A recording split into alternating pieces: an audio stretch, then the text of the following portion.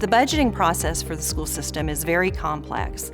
Every single year we implement a zero-based budgeting process where each department has to justify every expenditure that they are going to make for the upcoming year. This ensures that we are directing all resources towards the students to help with the education.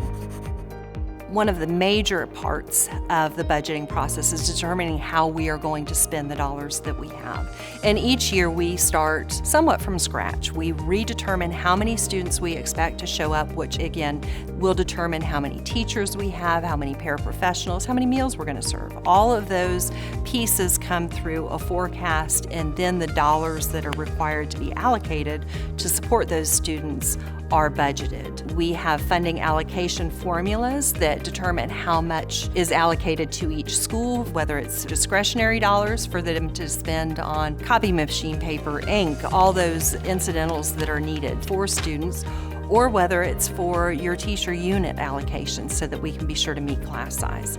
That, along with the zero-based budgeting process that is managed each year by all of the departments to determine what their needs are going to be, to determine how we're going to spend the dollars. And of course, we're like any other entity.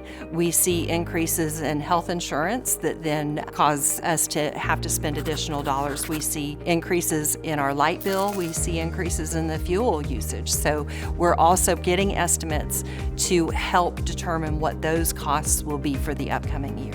So in a school district, when you're allocating dollars, you have to be very careful that you may receive an increase on one side, but you don't receive it on the other, and you have to make sure you are accounting for it all in the appropriate bucket.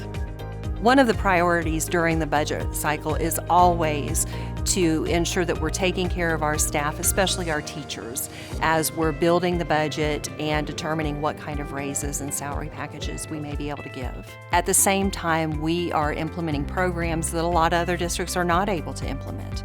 We have robust career and technical education programs as well as programs for the arts.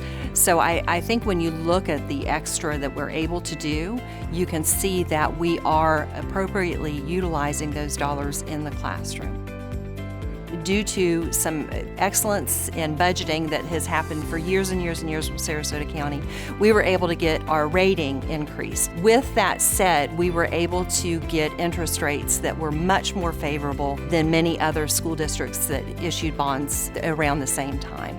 So in summary, as we're building the budget and we're determining how we're going to use dollars, our overall purpose is to ensure that the student receives the best impact, the best education they possibly can, and that the dollars are directed to the classroom.